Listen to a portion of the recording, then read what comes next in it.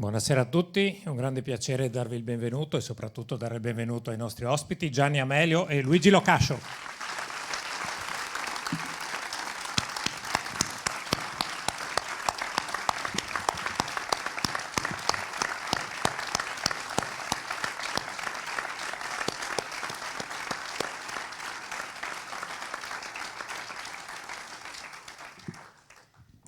Beh, credo che questo applauso possa essere il miglior benvenuti, anzi bentornati, perché siete stati entrambi già nostri graditi ospiti e ci fa molto piacere come Cinema Zero di fatto un po' inaugurare con voi e con il vostro splendido film un po' questa ripartenza di una stagione appunto che riparte dopo le lunghe attività estive.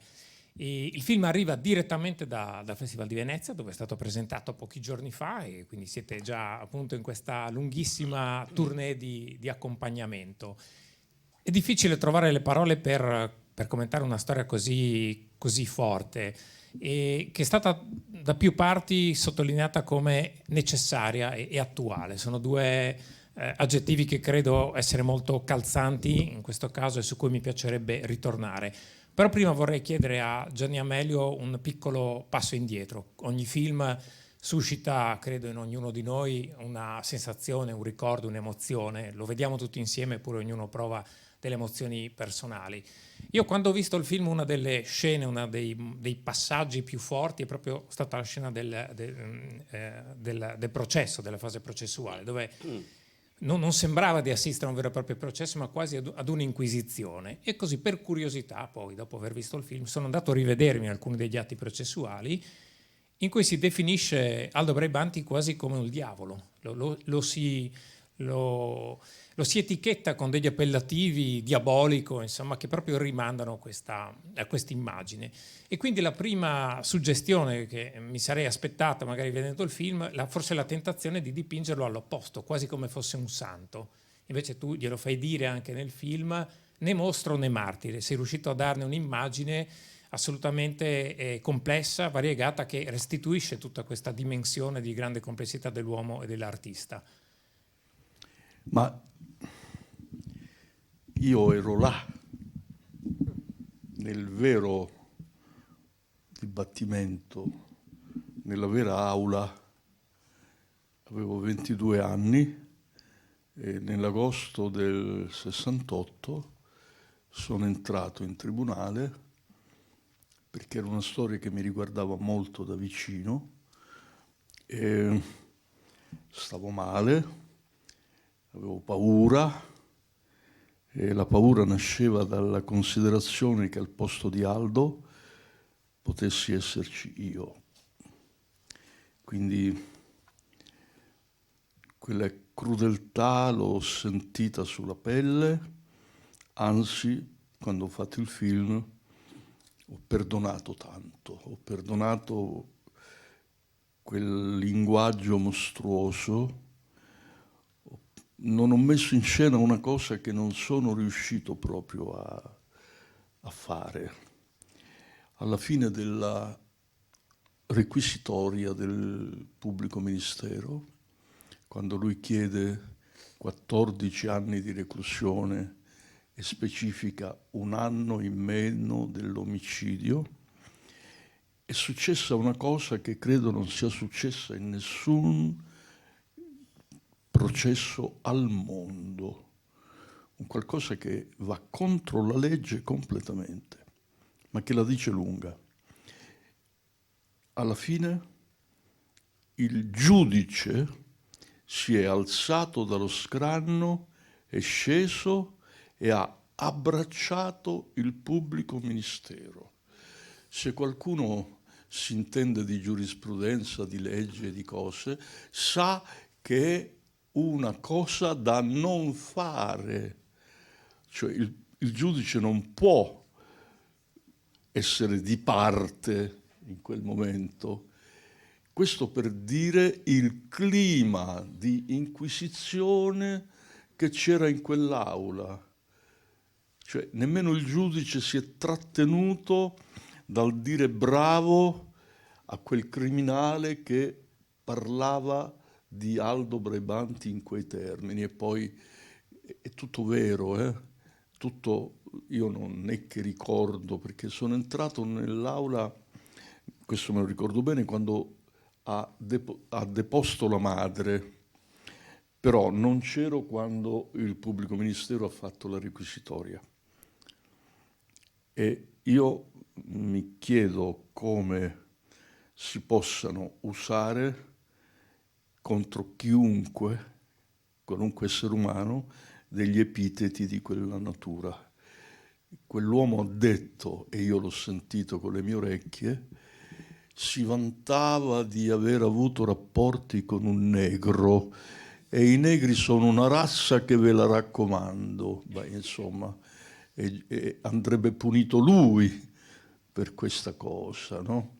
E poi questa insistenza sui rapporti sessuali, cioè la fissazione era nella sua mente, così come era nella mente di tutti quanti, anche di chi stava fuori, sul fatto che Braibanti fosse un demonio, come diceva proprio quel criminale di pubblico ministero, assetato di anime, no? Quando dice che tu, Aldo, proprio per compensare la mancanza di successo, la frustrazione, no? La mancanza di i suoi libri non si vendono e l'unico modo che ha è quello di sfogare i suoi istinti.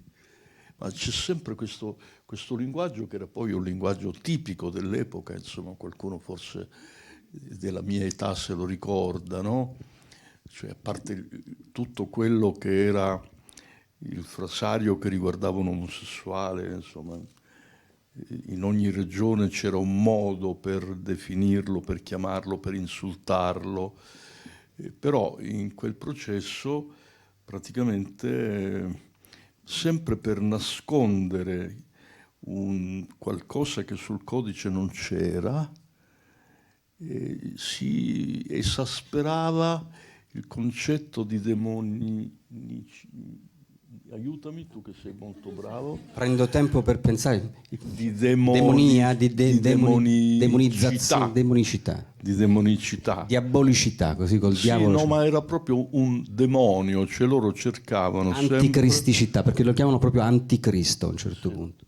Cercavano sempre di portare su un piano di eccezionalità negativa la figura di Aldo, no? Molto contrapposta a Padre Pio, perché ogni tanto si nomina Padre Pio e Padre Pio si nomina in realtà in modo anche ridicolo, voglio dire, nessun cattolico vuole che si parli di Padre Pio come di un taumaturgo che con una croce fa diventare improvvisamente democristiano un ragazzo comunista, no? Dice l'abbiamo mandato e quando è tornato era benché guarito il fratello maggiore che era comunista. Abbiamo fatto male a non mandare lui perché l'avrebbe guarito anche, cioè, con l'idea che poi c'era allora che fosse una malattia da curare con quei mezzi che si vedono nel film, cioè si curava con l'elettroshock. E sapete quante ne ha avuti Ettore? 42, non Ettore, il vero protagonista, 42 elettroshock. E credo che dopo 42 elettroshock chiunque non guarisca ma si ammali di altre cose, no?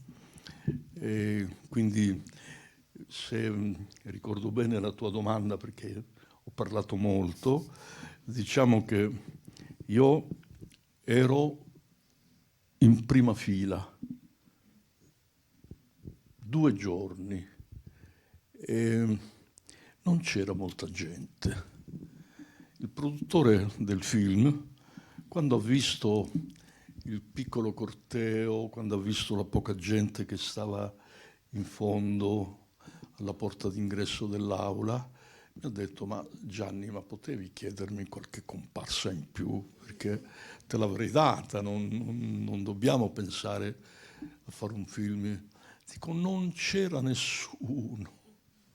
E persino quelli che sono andati a testimoniare erano in imbarazzo. Erano in imbarazzo. Quella frase che ho fatto dire a Graziella riassume proprio la realtà di quei giorni e di quegli anni, perché poi il processo è durato parecchio, con lei, interruzioni, eccetera, eccetera, eccetera. E cosa devo dire? Devo dire che scusami. C'era poca gente. C'era pochissima gente, perché... Il produttore ti diceva, ma perché non fai... Ah no, ma questo l'ho detto, no? Questo l'ho già No, detto. l'hai finito, l'hai finito. No, io guarda, siamo stanchi Io sono quello che sta peggio di tutti qua. stanchi tutti e due. Ho fatto, io ogni sera lo rifaccio, Cioè, sembra filmato, ma io mi calo dentro le cose e mi stanco pure. Un po' di pazienza. No, ma sto dando l'idea di essere confuso. No, Di dare... No, stai no, raccontando. io sono quello che ha fatto la peggiore figura sono io, fino ad ora. Poi... No, mi vuoi mandare in un... No, perché non ti vuoi sedere? No, vuoi stare in piedi così? Ti vuoi sedere? Devo Io? stare più vicini? Sì, aspetta. È irresistibile lui, Scusate se ogni tanto ci divertiamo anche un po' a scherzare, perché non è stato difficile fare questo film, assolutamente. Lo è stato per me perché ho vissuto durante il film una situazione d'amore infelice, quindi questa è un'altra faccenda, no? Cioè, un amore che è finito proprio mentre... Poi ha incontrato me, Vabbè, no. ma non ero il suo tipo, quindi E quindi scherziamo parecchio anche per sciogliere un po' la tensione, quella che avevamo, non quella che abbiamo stasera, non abbiamo nessuna tensione. Cioè, la cosa che ci fa piacere è che noi possiamo magari avere il tempo di parlare, di far voi delle domande, eccetera. Cioè, quello che a noi non ci piace è il saluto in sala, come si chiama, no? Che prima del film uno entra, dice buona visione e poi se ne va. Invece la cosa bella è quella di avere un rapporto, domande, curiosità, risposte, eccetera. Quindi io insomma mi fermerei qua o lascerei la parola a no. se hai una domanda precisa, oppure il mio desiderio sarebbe di dialogare con gli spettatori. Ne avrei tante, ma mi piace il... Coinvolgiamo, siamo in Sì, ma basta. 200 Ecco, più. c'è una signora che ha Che alzato vuole la mano subito per rompere prima il ghiaccio. e ha fatto un Un grande attimo gesto solo che perché... arriva il microfono, così Adesso poi la arriva il sentono bene microfono. tutti. No, ma è meglio, facciamo... È gratis, usiamo il microfono. Dai. No, io volevo capire un attimo la figura del difensore di Aldo, perché non ho capito questa risata che c'è stata molto lunga e il fatto di non averlo mai sentito parlare, cioè questa scelta che è stata fatta di non far parlare mai il difensore, volevo capirla un attimo. Il silenzio della difesa riassume quello che è stato l'errore della difesa, di prendere questo processo un po' sotto gamba, perché sembrava troppo facile, cioè l'accusa era così abnorme. Poi si parlava di una cosa come il plagio che non era mai uscita fuori in nessun tribunale e quindi loro stessi sentivano che non c'era bisogno di sforzarsi troppo, di portare testimoni a favore di Braibanti, perché i pochi che hanno portato erano persone di Piacenza che lo conoscevano da ragazzo, ma in realtà non è che abbiano puntato su una difesa forte perché hanno capito la forza dell'accusa, cioè la frase che dice il giornalista è una frase molto rivelatrice, cioè voi ridendo di questa storia di campane che suonano nella notte in cui risorge nostro Signore, cioè usando quel tipo di linguaggio che sembra un linguaggio da ridere, voi lasciate vincere il processo a loro. Cioè, questo è chiaro che non è che è avvenuto in questi termini, ma quando si fa un film si deve in qualche modo dare l'anima, lo spirito delle cose e non invece la cronaca, perché sennò ci vorrebbe il tempo che c'è stato nelle udienze. Ecco, questo è stato un po' l'atteggiamento di sottovalutazione da parte della difesa verso un'accusa che invece biecamente ha usato tutto quello che è usabile per ricattare e hanno vinto loro, perché fuori dall'aula la gente la pensava in quel modo. Nessuno, ecco perché non c'era molta gente, perché non avevano voglia di immischiarsi in una questione di omosessualità, cioè no, ci sono altre cose più serie nella vita. E poi sempre quella frase che non si dice ma si pensa, qualche volta la si dice pure, se l'è cercata, se l'è voluta, e poi voglio dire deformare tutto, non considerare per esempio che Ettore era maggiorenne. Lui non ha in qualche modo usato nessuna violenza perché non c'era necessità. E perché dicevo prima è una storia d'amore? Perché si sono amati in una maniera particolare, come può succedere tra maestro e allievo, che la cosa nasce dalla cultura, dalla vicinanza di interessi, dalla coincidenza di certi apprezzamenti anche, diciamo, della musica, della letteratura, e poi nasce qualcosa che supera questa. Che volevo aggiungere una sola cosa, il fatto che, essendo considerata una malattia, ci voleva un untore comunque, che era Aldo, e qualcuno che lo guarisse, che era un medico di un manicomio, perché insomma questa era la. Poi andiamo avanti. Sì, prego. Sì, buonasera. A me è parso di notare parecchie similitudini. Tra l'altro vedevo adesso su internet che fra qualche giorno è il centenario della nascita di Aldo Braibanti, del 22, 17 settembre, 17 settembre. con Pasolini. Forse sto dicendo una bestemmia, però io che non ho letto la trama prima di venire qui, tra l'altro la madre si chiama Susanna come quella di Pasolini. Cosa ne pensa lei? Può essere un caso?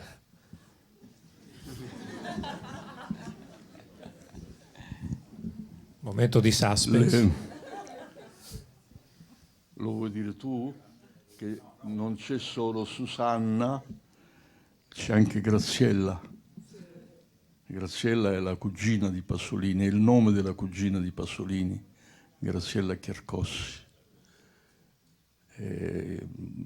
Insomma, non ci sono analogie dirette, riferimenti precisi, c'è un po' un clima di caccia alle streghe che accomuna tutte e due le figure, no?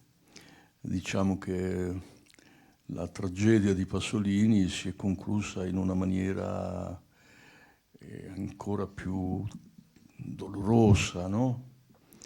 E quindi io penso che uno si è salvato, l'altro no. Quello che non si è salvato nella storia è il ragazzo. Ecco, quello no.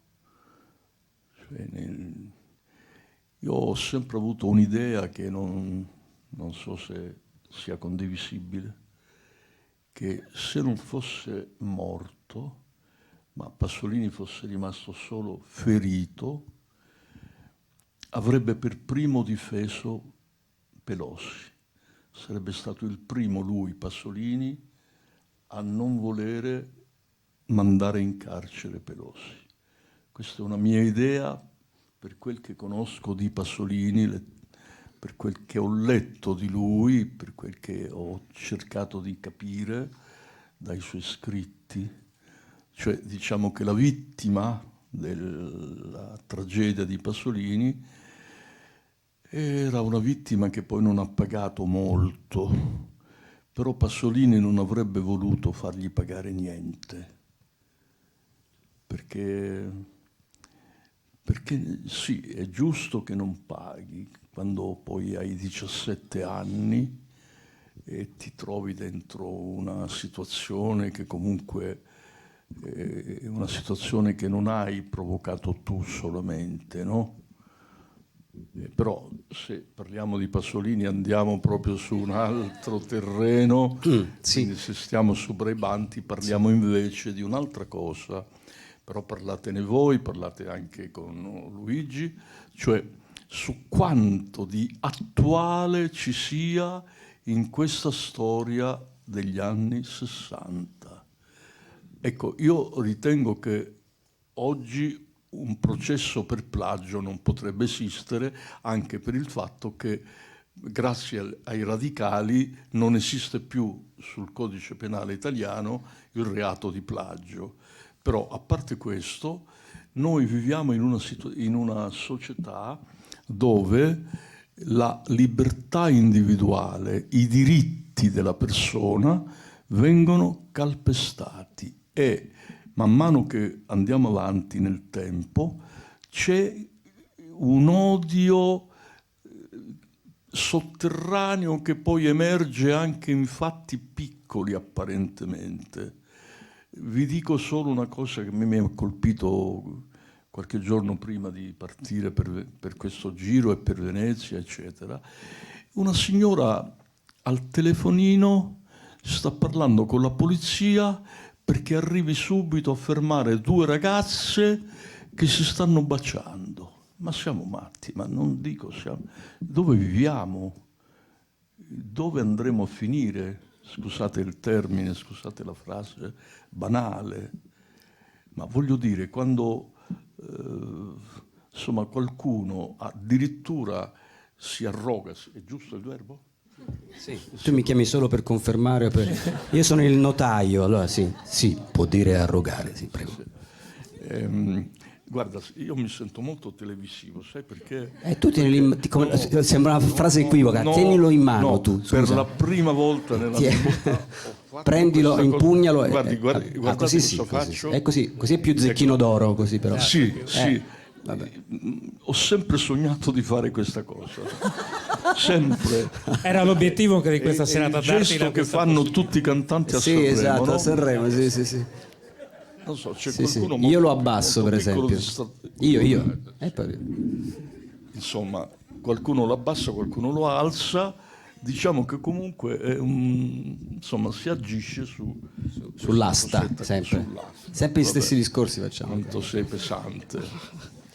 E quindi oggi, diventiamo seri, oggi mi sembra davvero che ci sia una crudeltà, una intolleranza, una mancanza di libertà che non mi fa affatto piacere e non so se miglioreranno le cose fra poco.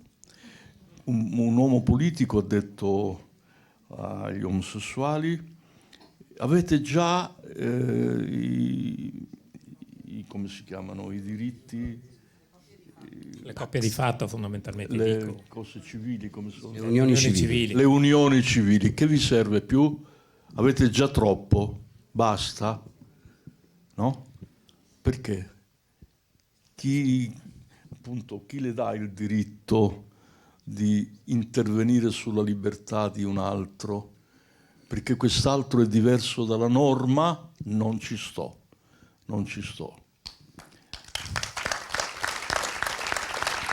Io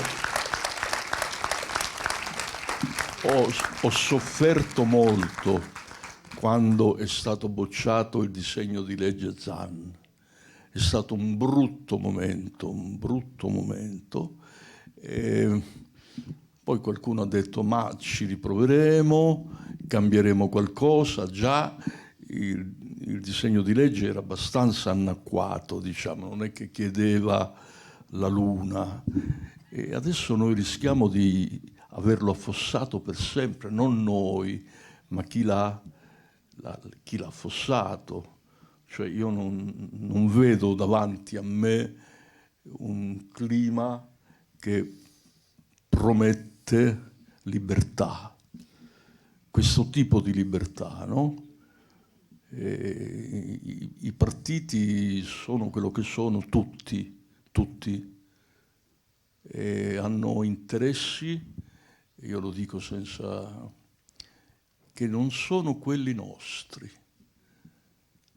Io credo che noi abbiamo l'interesse di vivere in una società pulita, di avere la possibilità di lavorare, e invece, attenzione, se una maestra d'asilo o una maestra di scuola elementare confessa di essere innamorata di una donna, il giorno dopo tutti i genitori ritirano i figli da quella scuola. State tranquilli, succede questo.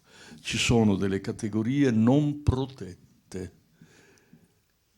Davanti sul web noi vediamo le unioni civili che chiamano matrimoni, cioè si è sposata la tale cantante con la tale, non lo so, si è sposato il tale rockstar con non so chi, e però questa stessa cosa in una provincia bigotta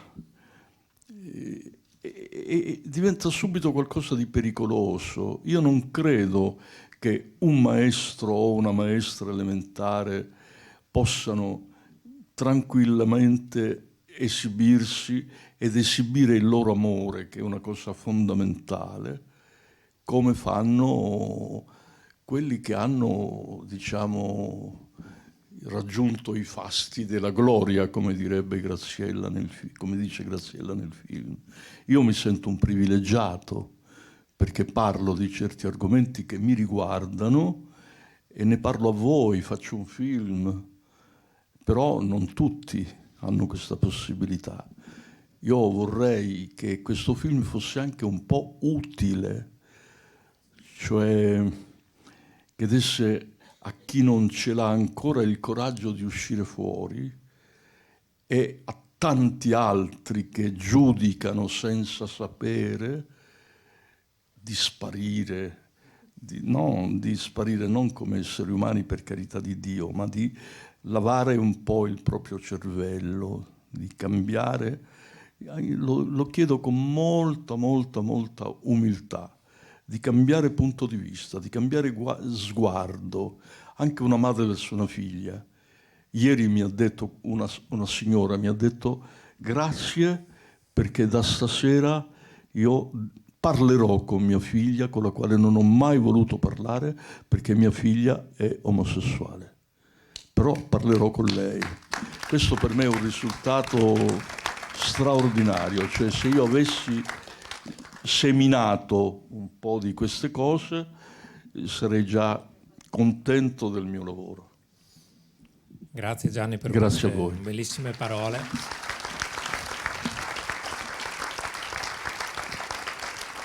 Che credo rispondano pienamente al concetto di attualità e di necessarietà, appunto, del film a cui facevamo riferimento. Ahimè, siamo in tempi in cui parlare di devianza diventa un tema da campagna elettorale. Questo credo che ci dia una dimensione del momento che stiamo vivendo. Volevo chiedere però a Luigi di raccontarci il suo Aldo Baribanti, come hai lavorato anche per restituire un personaggio così complesso. Sempre se mica Gianni c'ho ci le dà il calze a permesso. rete, mi dice componiti, perché so che tu parli e io voglio stare insieme al pubblico ad ascoltarti, e ti ascolto meglio se sto seduto, ti ammiro anche, se sto in piedi incomincio a mi devo mettere giù, mi manipola anche nella vita. Io lo denuncio per plagio quest'uomo, giuro, sono succubo. Ma è No, vero. è venuto il momento della ribellione, cazzo. Poi mi faranno degli elettroshock, però. Allora, il mio Aldo Brabanti è intanto il dispiacere di non averlo conosciuto prima. Cioè, nel senso, per me anche quando Gianni mi ha chiamato, ci siamo visti la prima volta, è stato un nome che non avevo mai sentito. E la mia vergogna, diciamo, è doppia, perché da un lato c'è il discorso appunto per cui poi si racconta questa storia, però poi anche l'altro lato del mio dispiacere è invece il motivo per cui Aldo è tutto un po' collegato, tace su questa storia anche dopo essere stato condannato, perché lui amava invece essere ricordato per la sua opera, e io non conoscevo la sua opera, non conoscevo lui come scrittore, come poeta, se ne parlava prima, sono opere abbastanza introvabili, però una memoria del suo essere stato un grande teatrante mi doveva almeno arrivare, e questo invece non è stato così. E lui era, poi si vede anche in quella scena, una delle mie preferite. Io l'ho visto una volta solo il film a Venezia e vorrei tanto rivederlo, ma mi è rimasta molto impressa la scena del teatro, quando dirige, perché spero che quella restituisca anche la modalità che aveva Aldo di fare teatro in casa o nei luoghi appunto che erano di questo cenacolo in questa Torre Farnese.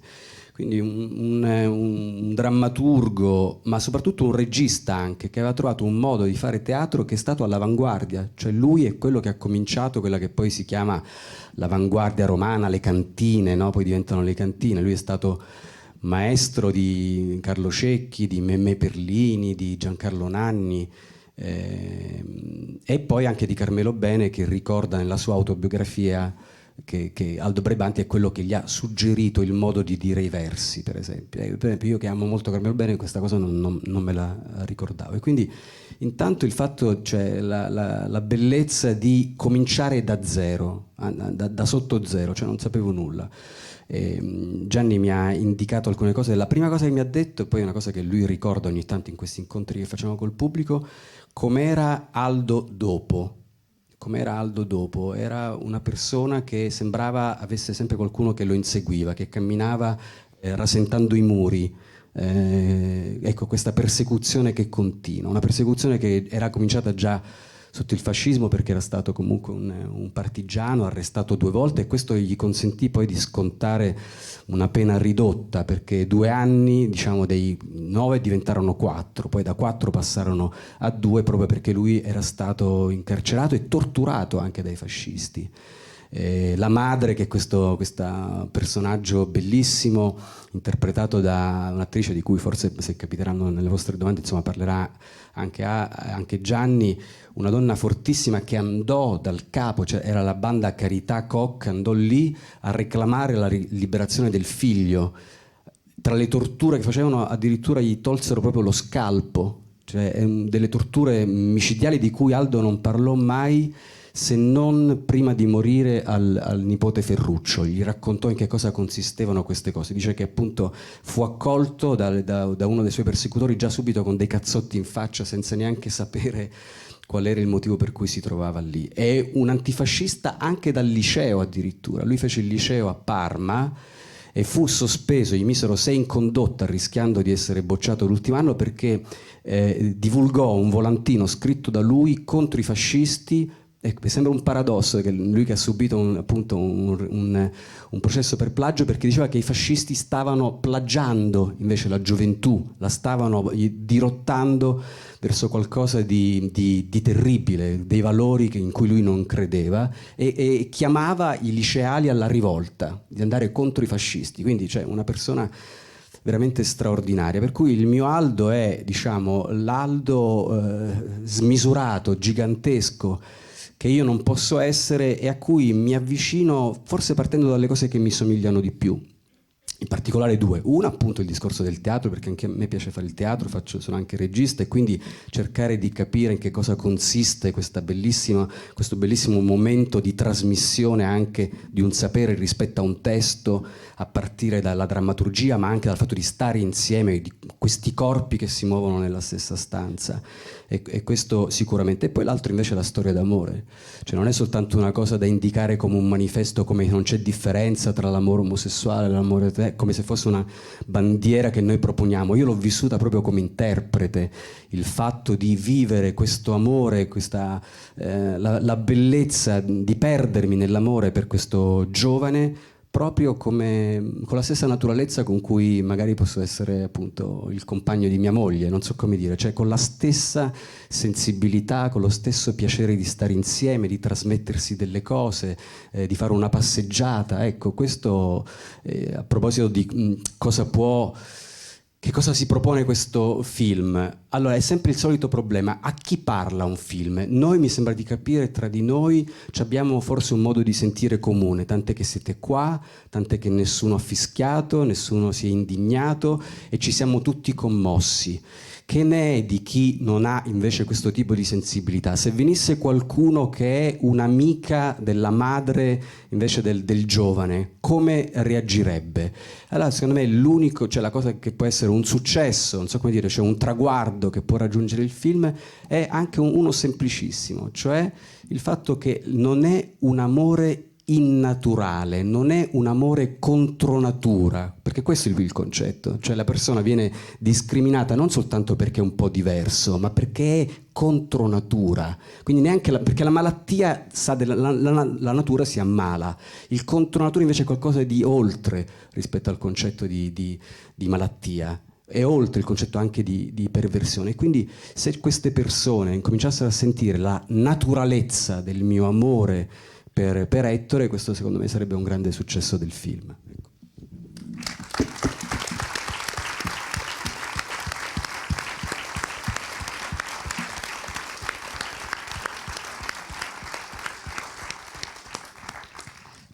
Sì, sono qua.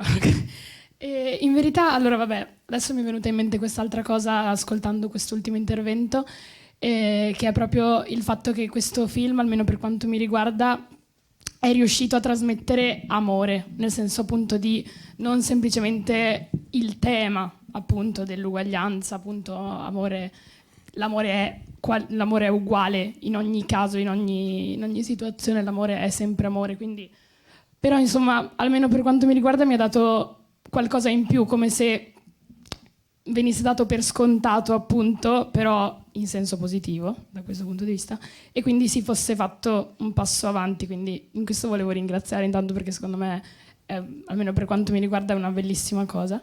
E in verità la cosa che volevo dire si collega appunto sempre a quest'ultima cosa che è stata detta, sul fatto che mi è capitato di pensarlo in situazioni più o meno simili a queste, quando ci si trova, non lo so, a confrontarsi, a parlare di tematiche su cui più o meno però la si pensa tutti allo stesso modo. Ci si trova appunto da un titolo di un evento, qualcosa, si va, si confluisce, però appunto le persone che partecipano più o meno la pensano allo stesso modo. E a volte, non lo so, appunto provo un po' di frustrazione anche riguardo alla situazione attuale, ecco. Per il fatto che a volte, non solo per quanto riguarda tematiche come queste, ma anche cose più leggere, diciamo, se vogliamo definirle così in modo un po' grossolano, però vabbè. E è un po' triste il pensiero che in realtà siamo tanti, però a volte c'è il timore che siamo troppo pochi, e quindi a pensarla in questo modo comune, a commuoverci per questo tipo di cose, e insomma ad avere questo sentire comune. Quindi secondo me comunque questo film può dare una mano, e se lo ha fatto e se lo farà sarà, nel senso, secondo me raggiungerà il suo scopo, ecco.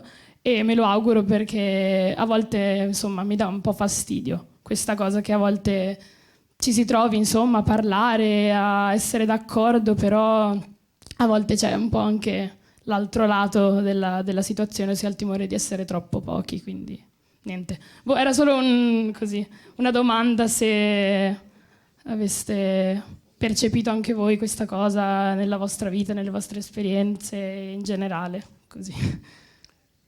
Guarda, io sento quello che senti tu, però sono anche privilegiato perché posso fare un film che ne parla e posso presentarlo a voi, ad altri, sperando che cambino le cose.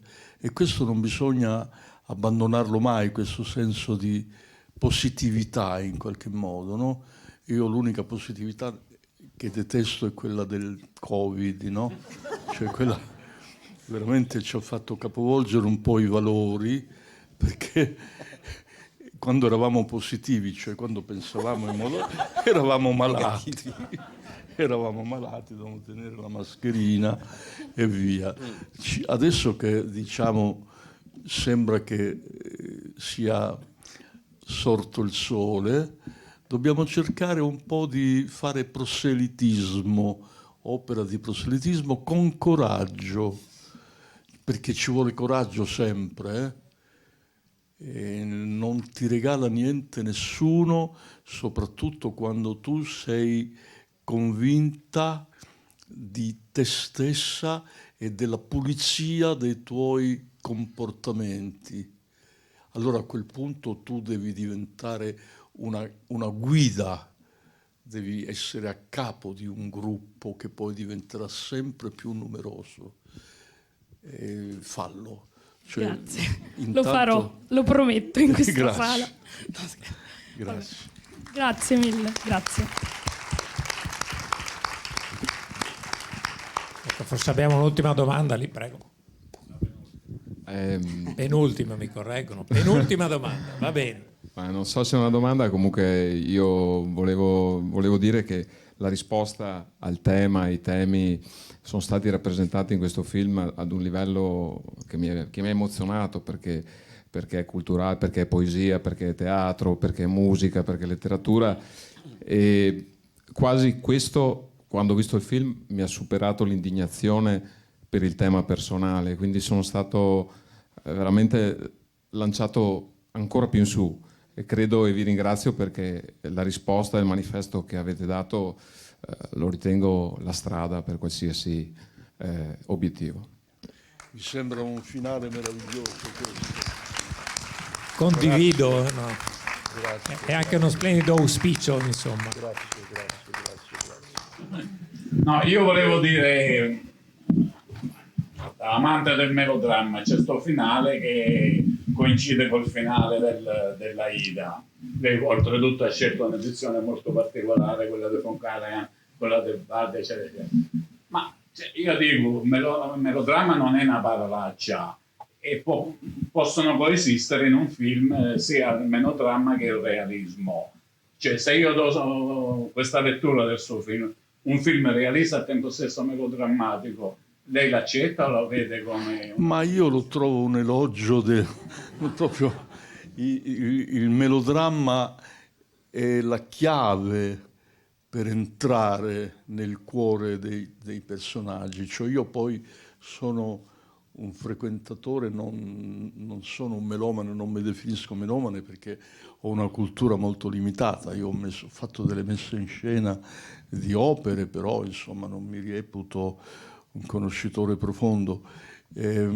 Penso che la musica a quel livello riesca a dire di più di quanto non dicano le parole dei personaggi. E poi è molto bello, dico io, quando le parole del melodramma in qualche maniera anticipano o interpretano quello che stanno dicendo o che vivranno i protagonisti. Cioè io, per dire un titolo, Senso, no? La partenza di Senso alla Fenice di Venezia, in qualche modo nel quarto atto ci sono proprio dette in musica delle cose che poi saranno il destino di Livia e Franz. Scusate, ho citato un film del 54 e voi non eravate nati. Il Vizio del senso è una trovata geniale, a parte Mario Del Monaco. Oltretutto mi pare girato con le luci, le candele, non con le luci. Però quella di Visconti è una delle scelte più geniali del cinema. Certo. Abbiamo avuto non uno ma due finali splendidi, quindi direi che possiamo congedarci con un grande applauso per Gianni Amelio e Luigi Locascio.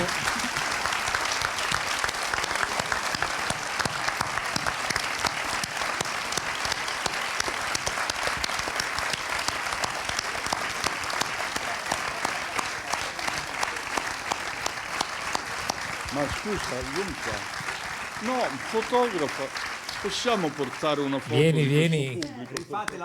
Rifate l'applauso bello scrosciante, così viene immortalato. Siccome è un momento promozionale, fate tipo delle facce proprio. Ecco, recitate anche un po' voi, perché questo è per i social. Noi ci teniamo ai social. No, mi fate fare brutte figure. Ecco. Ma l'hai preso? No, lei diceva questo perché da un po' di tempo, siccome appunto io mi sono seduto qua perché non mi fa parlare quasi mai, tranne che alla fine mi fa la pubblicità. Fai la pubblicità, mi dici così, anzi così. E la pubblicità è questa, no, vabbè. No, la cosa è questa, perché l'ho detto una volta e mi fa ripetere solo quello. Dice, tu di Barabanti non hai capito niente. Dice, allora, la cosa che invece ho capito, andando insieme a lui in questo tour, anche ricordando perché anch'io ho fatto qualche film, diciamo, prima. No, nel senso, ma lui dice che tu sei solo essenzialmente 100 passi, dai. Sei quello. No, giuro, veramente. Io glielo lascio dire perché spero di fare un altro film con lui. Poi, appena capirò che non c'è speranza, gli dico no, io sono anche la meglio gioventù, per esempio. Vabbè. Allora, no, a parte lo scherzo, questa è una cosa un po' tra lo scherzoso ma il serio. Cioè, noi, Gianni, voi, insomma, è abituato male lui. Ecco, è abituato male, cioè l'ha abituato benissimo, cioè che tutto quello che ha fatto è stato apprezzato e soprattutto goduto dal pubblico praticamente già subito, nell'immediato. Magari i primi hanno faticato un po' di più, ma una volta che si è capito la sua arte, così, subito la gente è accorsa al cinema. Ora invece siamo in un periodo in cui appunto il pubblico sembra un po' addormentato, non voi ovviamente, voi siete come dei pionieri, dei precursori, no? Che portate avanti il corpo del pubblico, siete gli occhi che si aprono per la prima volta, sembrerebbe, perché quasi nessuno va nelle sale in questo periodo, cioè la gente si è abituata pigramente a vedersi i film a casa. Allora, siccome voi siete invece, diciamo, l'avanguardia del pubblico, se domani, mi rendo conto che non è un giorno di vacanza, ma anzi meglio, interrompendo ogni tanto il lavoro, nel break, quando prendete il caffè, fate 1, 2, 3 telefonate ai vostri amici, tipo Catena di Sant'Antonio. Li chiamate e dite, sai, ho visto un film bellissimo, andate a vederlo subito, perché smontano il film, andate nei prossimi giorni, questo fa piacere a noi, ma anche a voi, così le sale, come dire, funzionano e anche voi potrete andare ancora al cinema, perché sta per finire. Quindi potete aiutarci anche voi.